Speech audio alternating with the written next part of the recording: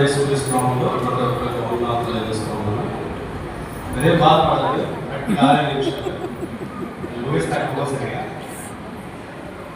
చివరి మాట కాబట్టి మరి ఎవరికైనా ఇబ్బందిగానే ఉంటుంది. మీకు కూర్చొని 10:30 దాకా కూర్చొని ఇబ్బంది అందరికీ అర్థం అవుతుంది. కాబట్టి నేను కరెక్ట్గా 7 నిమిషాలు 6 నిమిషాలు అంతే. సరే, చివరి మాట తండ్రి సిలువలో చివరి మాట, తండ్రి నీ చేతికి నా ఆత్మను అప్పగించుకొనుచున్నాను, ఆయన ఇలాగ చెప్పి ప్రాణము వేయించుకున్నాను. ఇక్కడ మనకి తండ్రి సిలువలో ఉన్నప్పుడు 6 మాటల వరకు చక్కగా తను ఏం చేయాలనుకున్నాడో, తన పుట్టిన దగ్గర నుంచి ఏం చేయాలనుకున్నాడో లేఖనాల ప్రకారం, ప్రవచనాల ప్రకారం మొత్తం కూడా నెరవేర్చుకుంటూ వచ్చేసేది. లేఖనాల ప్రకారమే, ప్రవచనాల ప్రకారమే జరిగింది. ఆయన ఛాలెంజ్ చేశాడు. ఎలా అంటే, నేను తిరిగి 3వ రోజు కూడా లేస్తానని ఛాలెంజ్ కూడా చేశాడు.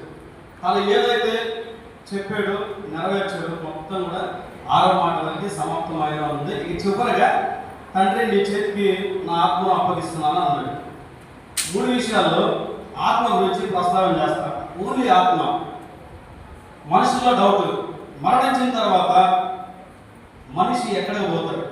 ఈ 3 వచనాలు మరణించిన తర్వాత మనిషి ఎక్కడికి పోతాడు అంటే కంపల్సరిగా దేవుని దగ్గరికే వెళ్తాడు. దేవుని దగ్గరికి వెళ్ళాలంటే ఒక కండిషన్, యేసుక్రీస్తుని నమ్మాలి. యేసుక్రీస్తుని నమ్మకపోతే నీ ఆత్మ దేవుని దగ్గరికి చేరదు, నరకానికి చేరుతుంది. ఇది స్పష్టం.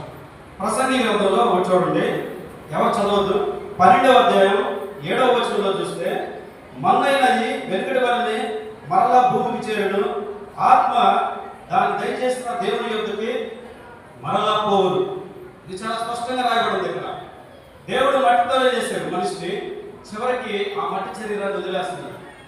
మనలో ఉన్న ఆత్మనే ఆయన తీసుకొని వెళ్తాడు. ఎప్పుడైతే మట్టితో చేశాడో, మనిషిని మట్టితో చేశాడో, జీవవాయువు ఊదుతాడు దేవుడు. జీవవాయువు ఊదినప్పుడు జీవాత్మ అవుతాడు. ఆ జీవాత్మ అలానే ఉంది మనలో. శరీరం, మట్టి శరీరం కూడా అలానే ఉంది. మనం ఎప్పుడైతే చనిపోతామో ఆ మట్టి శరీరం భూమి మీద ఉండిపోతుంది. మహిమ శరీరంతో ఆయన లేవనెత్తుకొని పోతా ఉంటాడు మనం. ఇది ఒకటి గమనించారు. ఇంకోటి అపోస్తల కార్యం 7వ అధ్యాయం 59వ వచనంలో చూస్తే, స్టెఫెన్ని రాళ్లతో కొట్టి చంపుతున్నప్పుడు స్టెఫెన్ ఏమంటాడంటే, ప్రభువా నా ఆత్మను చేకూర్చుకోమంటాడు, నా ఆత్మను చేర్చుకొను అంటాడు. యేసుక్రీస్తు ఏమన్నాడు? తండ్రి నా ఆత్మను నీకు అప్పగిస్తున్నాను అన్నాడు. ఈ స్టెఫెన్ యేసుక్రీస్తుని ఎంతగా ఫాలో అయ్యాడో మనకు అర్థమవుతుంది. యేసుక్రీస్తు మాట, ఈయన మాట 2 కోయిన్సైడ్ అవుతాయి. అంతగా నమ్మాడు స్టెఫెన్. ఎందుకంటే స్టెఫెన్ కూడా గొప్ప శబ్దంతో ఈ మాట అంటాడు, యేసుక్రీస్తు కూడా గొప్ప శబ్దంతో అదే మాట అంటాడు. ఇద్దరు కోయిన్సైడ్ అయిపోయారు.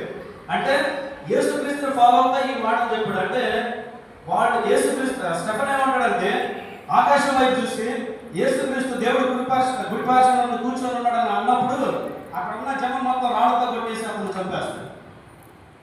చనిపోయే ముందు స్టెఫెన్ అంటాడు, ఈ పాపం వాళ్ళ మీద మోపొద్దు ప్రభావం అంటాడు.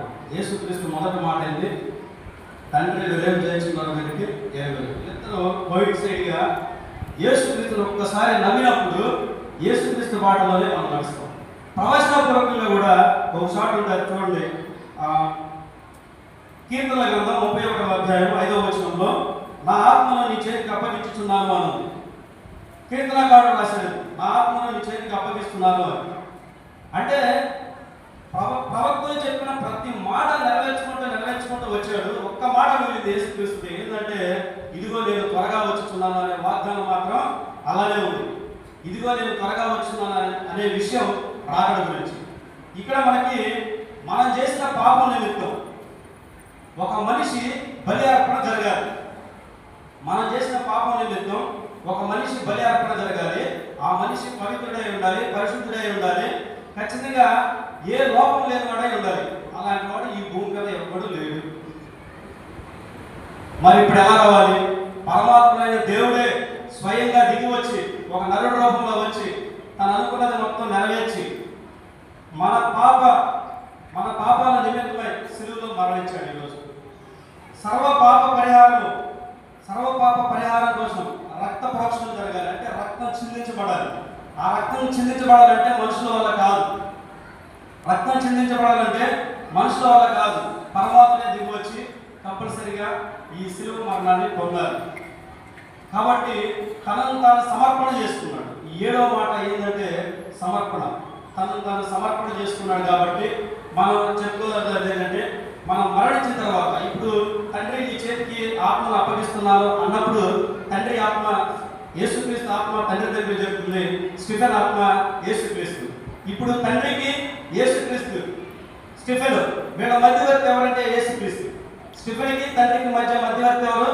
యేసుక్రీస్తు. స్టిఫెన్ యేసుక్రీస్తు ద్వారా పరలోకానికి వెళ్ళాలి, తండ్రి యేసుక్రీస్తు తండ్రిని అడిగి డైరెక్ట్గా పరలోకానికి వెళ్ళచ్చు. ఇలా మనం తన మరణాన్ని ఎంతగా